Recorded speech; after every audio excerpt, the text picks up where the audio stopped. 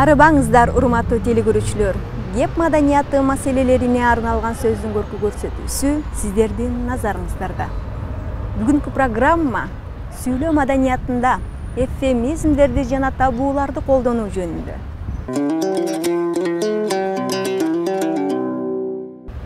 Суук сөздөн алыс болуп, аны жымсалдап, адамдын көңүлүн оорутпай, сылык-сыпа сүйлөө кыргыз элине өзгөчө мүнөздүү. Кыргыз эли сөздү жөн гана куйлуштуруп тактамай айтпастан керек учурда катуу да, кээ бир учурда жумшак айта билген да. Айрым сөздөр кулакка өтө катуу тиет да. Адамдын көңүлүнө катуу тиет, жүрөгүнө катуу тиет. Ошону кыргыздар сылык-сыпа айта билишкен да. Эми кыргыз эч качан мындай орой одоно сөздөрдү мындай колдонгон эмес да. Мисалы үчүн кыргыз деген ушундай эл, ал эмес итке дагы орой сүйлөгөн эмес убагында да.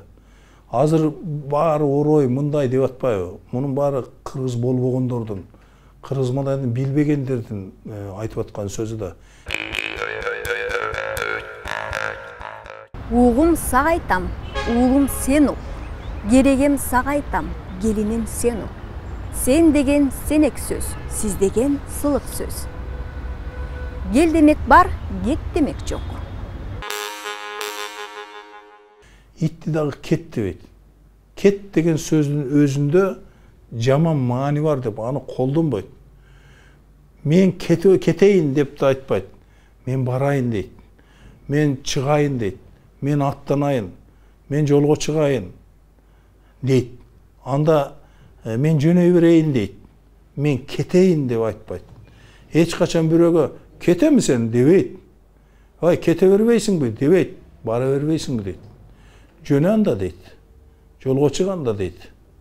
Мына кет деген сөздү дагы кыргыз эч качан мындай киши эмес, итке колдонгон эмес. Илгери боз үйгө жылаан, эми чага турган нерсе да. Жылаан кирип келсе дагы ошого ак чачып өлтүрбөй, эшикке чыгарып жүргөн эл. А белегелдерге ошо жылаан кирсинчи, раскана келген экенсиң деп шишкеби камжыбайбы. Туурабы? Мисалы үчүн өлдү деген сөздү деген, сен деген сенек сөз, сиз деген сылык сөз дегендей өтө оор сөз да. Өзгөчө жакын адамдарын угузганда анын да өзүнчө жол жобосу, салт санаасы менен угузушкан. Улуу кишилерди алып барып, анан жашыраак болсо чымчык учуп кетти дешкен. Анан өлдү деген ордунда дүйнөдөн кайтты, каза тапты, пендечилик кылды деген сөздөрдү айтса болот. Өлүптүрдүн ордуна каза болуптур, о дүйнөгө кетиптир деп кандайдыр бир сылык сөздөр менен ал тургай ыры менен да билгизет. Өл деген сөздү колдонгон эмес. Айрыкча бала өмүрү кыйылып кала турган болсо, чарчап калды деген. Чарчады. О дүйнө кетти. Же болбосо көз жумду. Азыр жаза берет. Баланча деген жазуучу баланчылы өлдү деп, антип жазбайт, дүйнөдөн кайтты деп жазат. Өл деген сөз турат, ошол турган сөздү анда тескери жаман маани бар деп, негативді. Ошо маани бар деп, ошону ордуна башка жымсалдоочу сөздөрдү колдонот. Мына кийинчерээк чындап эле орой сөздөр өтө колдонулуп кеткен учурлары бар. Өзүңүздөр деле баамдап жүрсөңүздөр керек. Көз өткөн адамдын сөөгүн жашырууга бараткандар бакаронго баратам, же өлгөнгө баратам деп айткандарын көп угабыз. Мындай жагдайда жумшартуу, жымсалдоо ылайык болор эле. Пахаронго баратам деген кыргызча эмне деп айтат? Өлгөнгө баратам деп эле. Тажияга баратам деп айтылат. Тажия. Пахаронго баратам. Кандай, жамандыкка баратам деп айтат да. Өлгөнгө баратам. Мүрзө койгон жайга баратам десе керек, менче билбейм да. Билет экен. Өлгөнгө баратам дейт да. похоронго кетти деген. Аны билбейм. Өлгөнгө кетти деп эле. Куран окутканы кетти деп коет. Негизи тажияга кетти деген туура го. Өлгөнгө кетти. Похоронго кетти, өлгөнгө кетти дейт аны. Кансияда каныбыздан калган бир нерсе бар да, сөзгө аяр мамиле жасаганыбыз да. Өлгөнгө баратам дегенге караганда похоронго баратам десем жумшагыраак угулат го дегенсип, көп учурда похоронго баратам дей башташты да. Кансияда бул мындайраак кайманараак угулат го, чем өлгөнгө караганда деген мааниде ошону айтып жүрүшөт да. Анан ушул жерге жашыралы деп баратабыз, койгону баратабыз деген сөздөр унутулуп, анан азыр түз эле баягы өлгөнгө өтүп кетишкен да. Анан баланча өлүп калыптыр, ошону көмгөнү баратабыз кайрадан. Анан кийин аны кайра маданияттуулактары ушинтип өлгөнгө дегенден көрөк баягы похоронго баратам десем кичине маданияттуураак анан жумшараак болобу дегенсип похоронго баратам деп. Ушундай болуп баягы чалдык уйду болуп атышат. Бирок эми биз баягы коомдо тилди калыптандырыш үчүн, өзүбүздүн мурдатан келаткан салтыбызды, наркыбызды кармап калыш үчүн биздин илгертен келаткан сөзүбүз бар, баягы баланча тууганыбыз кайтыш болуп барыптыр, ошону койгону баратабыз. Же болбосо акыркы сапарга узатканы баратабыз деген сыяктуу ушундай эле жумшак сөздөрүбүздү айта берсек болот. Жайына узатканы баратабыз деп коебуз. Ушинтип баягы анан түз эле жанагы өлгөнгө деген кичине чынын айтканда оорураак бир чети орой сөз. Экинчиден бул кансиядагы жакшы сөз эмес да. Мисалы үчүн жаназага баратам деп айткан мурда. Жаназага баратам, бата кылганы баратам. Баланча көз көрсөткөнү баратам. Түгүнчө бендечилик кылыптыр. Же болбосо дүйнөдөн кайтыптыр. Көз жумуптур. Каза тааптыр. Кокустуктан өлсө каза тааптыр дейт. Каза тааптыр. Ошого бата кылганы бараттым эле. Же болбосо көңүл айтканы бараттым эле. Же болбосо ошонун жаназа намазына бараттым эле. Же жаназасына бараттым эле. Же карашына бараттым эле. Же тажиясына бараттым эле деп айтат. Анан кийин өлгөнгө баратам деп кыргыз мындай айтпайт. Ал туура эмес. Кыргыздар илгертен жамандыкты мындай шактар айтып ийген эмес да. Мисалы үчүн бирөөнүн өлгөнүн угусканда дагы ошол акырын келиши, анан ошол ичинен кадыр бар аксакал адамы кайраттуураак келип анан өтүп кетиптир, же болбосо пендечилик кылыптыр. Мисалы үчүн балдарды жашыраак болсо учуп кетиптир, ушундай деп жымсалдап жасашкан да, жымсалдап айтышкан. Кээ бир учурда өзгөчө улуу ата мекендик согуш учурунда айрым жерлерде кайра эле өлгөндү угуза бергенден элдерде тажап калат, эметип калат экен да, жалкыпчы. Анан ошондо кээ бирлери комуз менен, күү менен угускан учурларда кездешет да. Муну ошол жамандыкты айткан адамга жаман көрүнүп калат кийин делечи өмүр бою. Ошол адам көрүнсө жүрөгүң шуудей түшүп, ошол бижек айтып ичирей болуп анан элге жаман көрүнгүсү келбей, айрым адамдар ушу угускандан качышат да.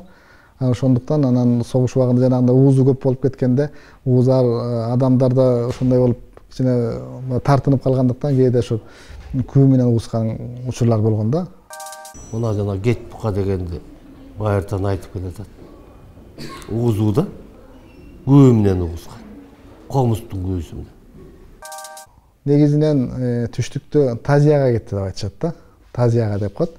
Ал эми динде, исламда жаназага кетти деп айтыш керек. Жаназага кетти дейт. Ал жерден ошол жерден жаназа намазы окулат. Жаназаны алып келгиле, жаназаны алып чыккыла, асыл оту жаназа деп. Жаназа деген сөз бул сөөк деген сөз да. Анан ошо сөөк коюуга кеткен, расмиге кеткенде жаназага кетти деп айтыш керек да. А бизде болсо ошо өлгөнгө кетти деп айтылат көбүчө. Аны түшүнбөйсүң, өлгөнгө кетти, өлгөн адамды көмгөнгө кетти, ошону түшүнбөй аласың да. Ошо кеткен киши өлгөнгө кеткен сыяктуу сезилип калат да. Муну байкабайсыз да. Кайда кетти, өлгөнгө кетти. Анан шаар жеринде көпчүлүк эми похоронго кетти деп калышты да. Баягы союздан кесепети дагы эле тарай элек да. Анткени жаназа деген сөздү айттырбай, ошол орусчалашып похорон деп жүрүп анан эмне деп айтарыбызды билбей, баягы өлгөнгө кетти деп жүрүп ушинтип калганбыз. Бул ошол мына кыргыз өлдү деген сөздү мисалы өлдү деп айтпайт. Бул өтө орой, кулакка угулат деп. Мына бул өзү дагы кыргыздын тилинин улуулугун жана бир өтө бир адабий өзгөчөлөнгөн бир калыптанган синоним сөздөр башка колдонгондугун, көп колдонгонун көрөбүз да. Мисалы ошол о дүйнөгө кетти дейт, же оодарылып кетти дейт, же болбосо көз жумду дейт. Кыргыз өлдү деп айтпайт эч качан. Өлдү деп бул өз тилди билбеген адам, же бир башка бир калктын өкүлү ошондой бир кыргыздын тилин чалараак үйрөнүп алган адам айтышы мүмкүн. Негизи кыргыздын мына улуу муундун өкүлдөрү бул сөздү колдонбойт. Буну жаштар колдонуп жүрөт. Өлүп калыптыр, анан тигинтиптир, минтиптир деп. Бул ошол кыргыздарда дагы бир тилге байланышкан, бир улуттук менталитетке байланышкан бир мыкты ушул абдан касиет. Кыргыздар батага баратабыз деп айтат көбүнчө. Тил билгендер ал өлгөнгө баратабыз деп эч качан айтпайт. Же топурак салганга баратабыз дейт, же болбосо батага баратат элек дейт.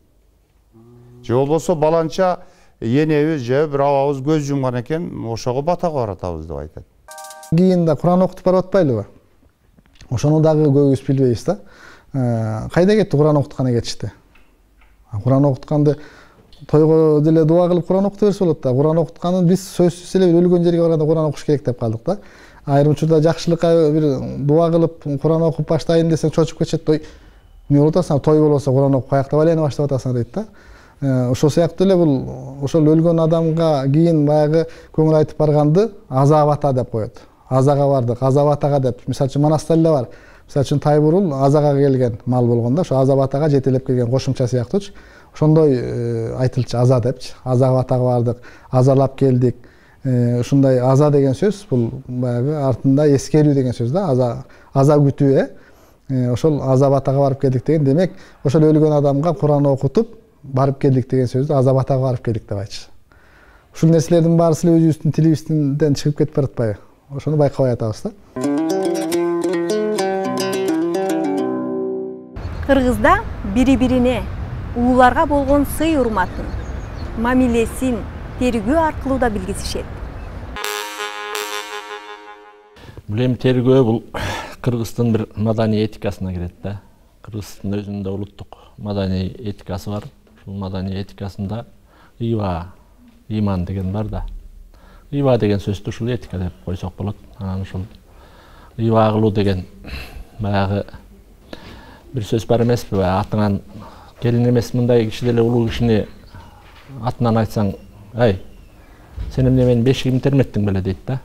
Анан кечирип коюңуз байке дейсиң. Кыргыздарда мисалы улуусун байке деп, же болбосо аке деп, же болбосо ага деп, анан ушул жигиттер бири-бирин мырза деп, мындай атын айтса дагы мисалы Кадырбек мырза деп, же болбосо ушул ушинтип мындай бир жумшартып, мамилени жумшартып, канга маданияттын, мамиле жумшартуу маданиятына кирип кетет да буларчы. Тергегенин дагы себеби бар да. Улуу кишини бешигин терметкенсип атынан айтыш туура эмес, осол сезилген да. Ошон үчүн аны тергешкен. Анан тергегенде эми кээде иштеген кызматын айтып тергешкен. Доктор аке, доктор апа, чабан аке, же болбосо бригадир аке, ферма аке дегендер ошондон келип чыккан да.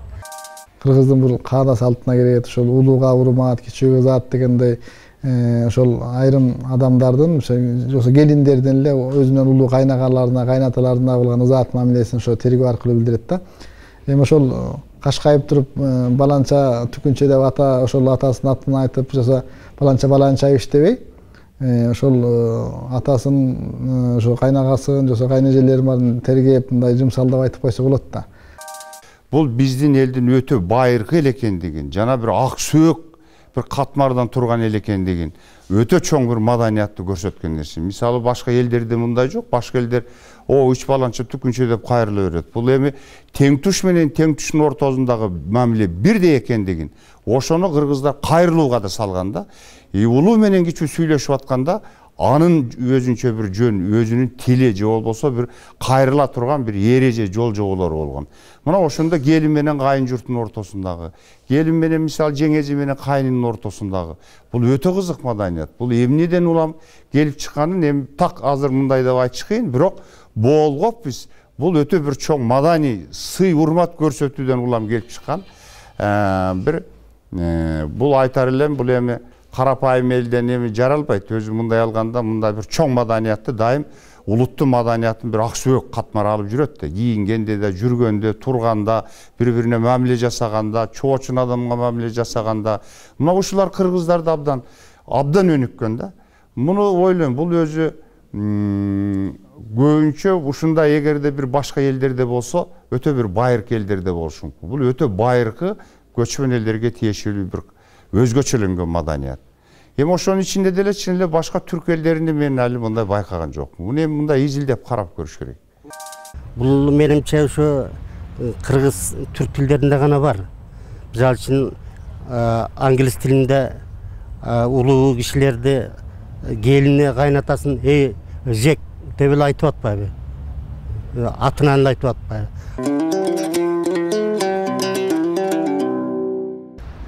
Сөзгө эп келтирбей, аша чаап, адамдын кемчилдигине басым жасоону элибизде жагымсыз көрүнүш катары кабылдашат. Анан эми кээде ашыкча кетишип анын бир кемчилигин чукуп айтып жиберип, анан сатиралык чыгармалар жазылып, сахнада аткарылып жүргөнүн да угуп жүрбөдүкпү? Сокур аке, Дүлөй аке деген эми ал туура эмесирээк болуп калат да. Ал эми кээде бир ошол тергөөндө эле бир баягы өтө аша чаап кеткендик бар да. Мисалы эки тамга окшошуп кетсе эле ошону терге үчүн бою узун болсо узун акем, анан төкөр акем, анан кийин сылтык акем, анан майрык акем дегенден көрө кээде ойлоп кетесиң, ошондон көрө жөн эле баягы кемчилдигин айтпай эле баланча акем деп койсо деле жакшы болмок экен деп каласың да. Ошол адамдын кемчилдигин айтып тергебей, бөлөкчө бир айтып тергесе жакшы болмок да. Жакын адамдардын ортосунда тар чөйрөдө айтылуучу эркелетүү тергөөлөр коомчулукта айтылбайт. Өтө жакын адамдарына бир тар чөйрөдө кайрылганда аттарын кыскартып, баягы бир үйлөрдүн ичинде, мисалы менин атам эл жокто өзүбүзчө жүргөндө чополоң деп мени, анан ошондон атам чополоң десе, мени тиги байкелерим да чополоң деп ушинтип үй бүлөнүн ичинде. Бирок мындай элге чыкканда, эл астына коомго чыкканда андай сөздөр айтылган эмес. Ал аттар толук айтылып, жана мырзалар кошулуп, мына ушунун баары улуттун бири-бирине жасаган маданияты, адамдын улуттун өзүнүн ичиндеги жүрүм-турум эрежеси, жүрүм-турум этикасы болуп калганда, бул акырындык менен жоголуп, жоюлуп, анан кээде биз тиги коомдук жайларда деле айрым бир сөздөрдү кыскартып, тескери сүйлөө эмелерибиз бар. Бул чынын айтсам менин өзүмдүн жеке оюмда туура эмес дей элем да. Анан кыргызда тергегендер баягы жумшактап айткан. Муке деп, мисалы үчүн Мурат аке деген ордо муке деп коет, жоксо күкө деп коет, жоксо уке, жоксо байке деп ушул бир аке деген нерсени кошуп, муке, үкө, каке, шаке дегендей кылып туруп эркелеткен сыяктуу кылып бир жумшактап айтат атын. Мисалы үчүн шайлоо дегенден көрө шаке деп койсо, жоксо Асанбек дегенден көрө Асаке деп койсо, мындай адамга мамиленин жакшылыгын, жылуулугун, жакындыгын сездирип тургансып калат да. Кыргыз элинин бирче салтына байланыштуу да. Мисалы үчүн англис тилинде, орус тилинде, индо-европа тилдерде тергөө сөздөрү, эркелетүү, сыйлоо маанисин берүүчү мүчөлөр жок. Мисалы үчүн биз сагынды саке, атасын атаке деп атпайбызбы? Алар атынан эле айтат. Түздөн түз эле. Сыйлоо маанисин билдирүүчү грамматикалык каражаттар жок да. Элибиз сөз кудурет күчүнө ишенгендиктен суук сөздү оозго албай, жаман оорулардын атын айтпай тергөөгө аракет кылып, жакшыдан үмүт үзүшпөйт. Табуу, тыюу салынган сөздөр, аларды тергеп айтышканда, мисалы үчүн жанагы жаман оору деп коюшат. Жанагы ичкелте жугуштуу оорулар миңдеген адамды алып кеткен да. Ошон үчүн аны айтсак, ошол ооруну чакырат деген диний ишеним менен аны тергеп айтышкан жаман оор деп, алиги оору деп. Азыр деле жана ар кандай жаман оорларды ошону тергеп айтышат да. Чынык атын атоо тыйым салуу бул көбүнчө коомдук түшүнүктө эгер анын атын айтсаң ал зыян келтирет. Анын өзүнүн атын атап койсок анда тиги коркунучтуу болот. Стилдик жактан үчкө бөлүнөт кээде. Күндөлүк турмушта колдонулган жакшы, мисалы үчүн. Анан өтө күчөтүлгөн боёкчолуу, мыкты дегендер. Анан басаңдаткан стили бар, дурус деген. Ошо сыяктуу эмелеги төрөдү деген бул беймарал сөз да. Анан ал боозуду деген өтө орою.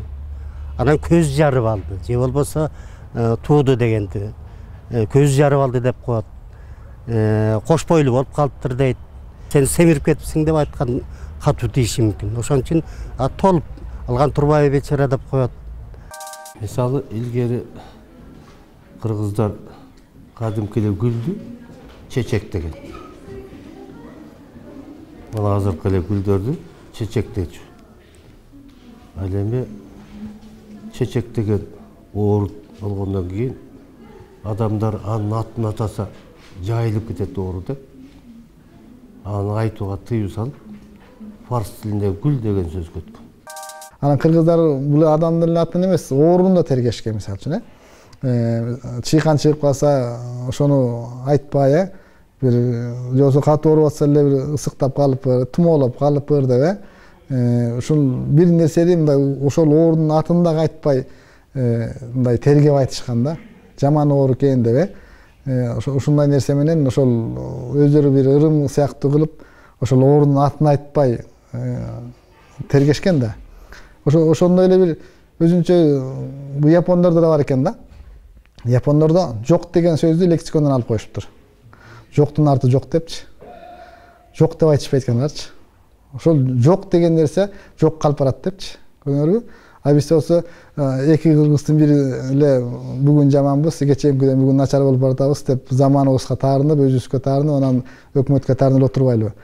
Бул адамдардыкка бир тарбиялык мааниси да бар да.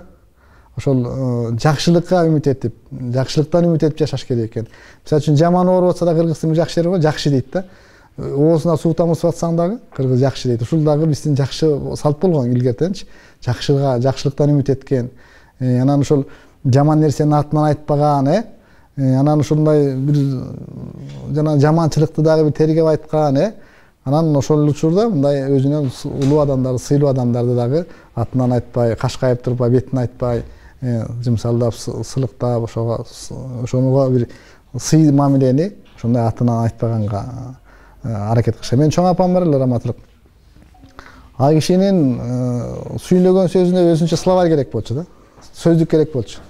Анткени мисалы үчүн чүкөнү ашык дечи, көктү чеңкилдейби, жашылды күлгүн дейт. Анан ушундай да, ийнени теменен жубалдыс дейт, Кудайды теңир дейт, анткени кайнатасы Кудай берген болгон. Ошон үчүн теңирим берген, тентегим деп беркелечи, Кудайым берген деп айтчу эмес эч убакта. Теңир деп сүйлөчү, Кудайдын баарысычы. Анан ушул сыяктуу эле да бир кичине эле уңгусу уйкашып кетсе, окшошуп кетсе, ошол сөздү бүт ал кишинин лексиконунда жок болот да. Ал сөзү ал киши ошого ушунчалык баягы адис болуп калышкан тергөөгөчү. Кандай сөз кетип баратса дагы, ошондой сөз келип калса, ошону тергеген аты менен айтып кетишет да. Ушунчалык уста болуп калышканларчы.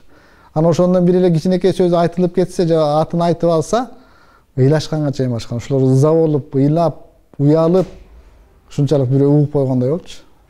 Ушуга чейин алар немесине, психологиясына сиңип калганда тергөө дегенчи. Азыр андай тергөө деген бул кыргызда жок болуп калды да. Тергөө дегенди азыр мен билем, айрым эле айылдарда бир келин, ыймандуу келиндер бир тергеп калбаса, шаар жеринде тергөө деген түшүнүктүү болбой калды да. Тергөө дегендин өзүн түшүнбөй калды, эмнеге тергейт депчи. Тергөө десе балким следователь түшүнүп калышы мүмкүн. Тергөөчү депчи.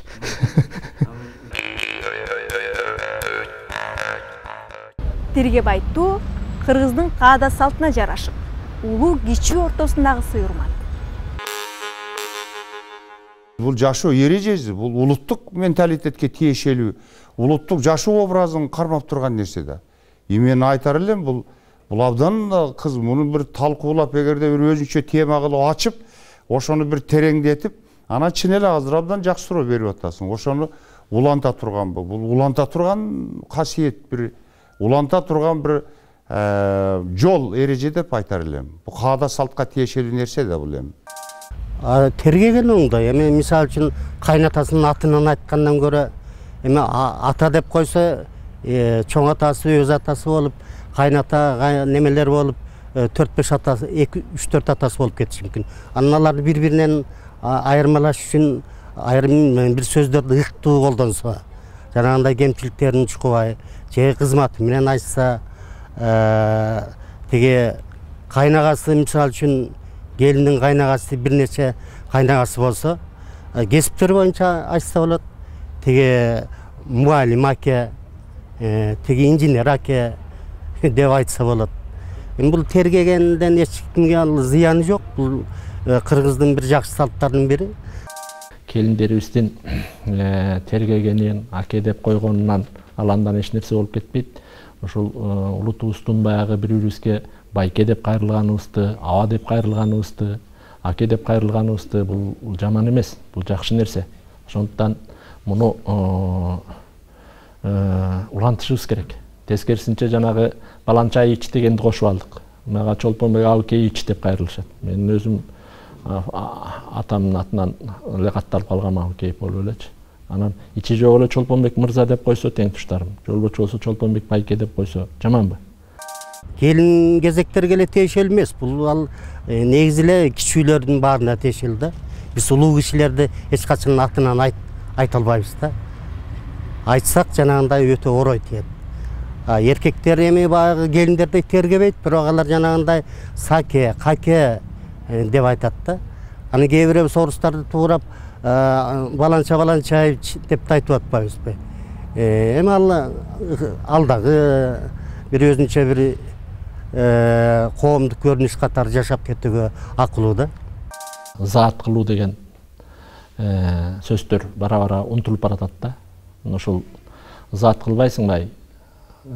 Тиги улуу киши отурат го, мындай абайлап сүйлөбөйсүңбү, зат кылбайсыңбы деп азыр аз айтып калдык.